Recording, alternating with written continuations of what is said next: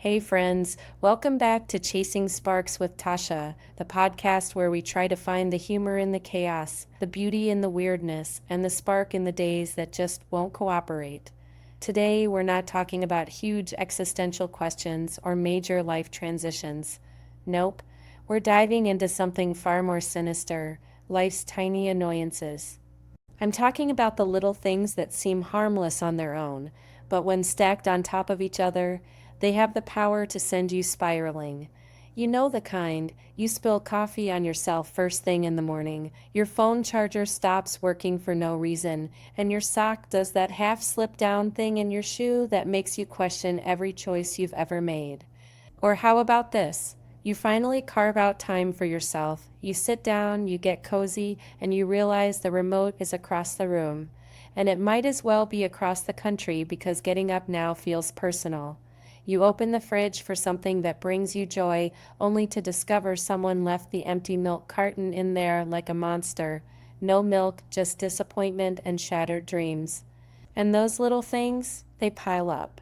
Suddenly, you're late, your pants don't fit right, your email isn't syncing, and you're convinced your car has chosen this exact day to start making that weird noise again. And the worst part? You can't even explain why you're so upset without sounding completely unhinged. And that's the thing, we've all learned how to show up for the big stuff. When there's a crisis, we rally, we mobilize, we jump into action. When someone we love is hurting, we become the steady one, the listener, the fixer.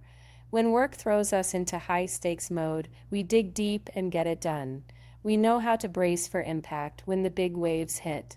But the little things, the everyday paper cuts of life, we don't always give ourselves permission to feel how much they wear us down. They sneak up on us. You miss your turn because the GPS lagged. You forget your lunch on the counter. You can't find a matching sock. You walk into a room and forget why you entered it. Tiny, seemingly insignificant things, but after a while they pile up like emotional lint, and suddenly you're irritable, drained, and don't even know why. And the worst part? We often dismiss these things as not a big deal, so we don't name them. We don't process them. We just carry them, quietly, invisibly, until the weight of them feels disproportionate to their size. Like snapping at your partner because they asked what's for dinner, or crying because you dropped your keys. It's not really about the keys. It's about the buildup. We've been conditioned to power through, to minimize discomfort unless it reaches a crisis level. But just because the little things aren't dramatic doesn't mean they don't matter. They affect us. They shift our mood. They change how we show up for ourselves and for others. And if we don't acknowledge them, we risk letting them steal our joy, not because they're huge, but because they're constant. I've had days recently, in fact, where I've held it together through work challenges, tough conversations, deadlines, and responsibilities, only to absolutely lose it when I dropped a spoon. And that's how I knew it wasn't really about the spoon. It was about everything else I'd been holding in. The spoon was just the final straw. That's what this episode is about. It's a love letter to the bad hair days, the stubbed toes, the text you meant to send to your friend but accidentally sent to your boss. It's a recognition that sometimes the thing that breaks you is so minor it would be laughable if it weren't so real. So let's talk about what we do then. How do we recover from those days that feel like a slow motion cosmic joke? For me, sometimes it's humor, like fully imagining that my day is being directed by someone who has absolutely no idea what they're doing, a toddler with a glitter obsession and zero impulse control. That helps me take myself a little less seriously. Other times, it's surrendering to the absurd. I'll literally roll down the window, blast music like I'm starring in a low-budget indie film, and pretend the soundtrack is the only thing that matters. And yes, sometimes I imagine I'm headed to my future cat cafe in the Midwest, somewhere with fairy lights, calming jazz, and adoptable cats who nap in sunbeams and never judge your life choices. A place where there are no meetings, no broken Keurigs, and definitely no one putting empty containers back in the fridge. Just cats, coffee, and peace. Honestly, that might be my retirement plan. But for now, what helps me most is chasing sparks, finding one tiny thing that makes me feel grounded again. Maybe it's texting someone a ridiculous meme that always gets a laugh. Maybe it's noticing the way the sun hits the trees on the drive home. Maybe it's being able to laugh at the disaster of a day and say, okay, this is wild, but I'm still here. Because here's what I've come to believe: sparks aren't always life-changing. Sometimes they're life-preserving. Sometimes they're the reason you don't completely spiral after the third small inconvenience in a row. They're the moments that interrupt the meltdown and say, hey, let's try again.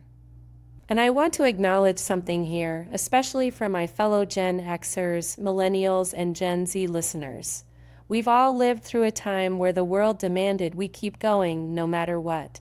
We've learned to push through and keep performing, even when we're not okay. But chasing sparks isn't about pretending. It's not about slapping on a toxic positivity filter and acting like everything's fine. It's about choosing to stay soft, to stay open, to find moments of realness in the middle of the absurd.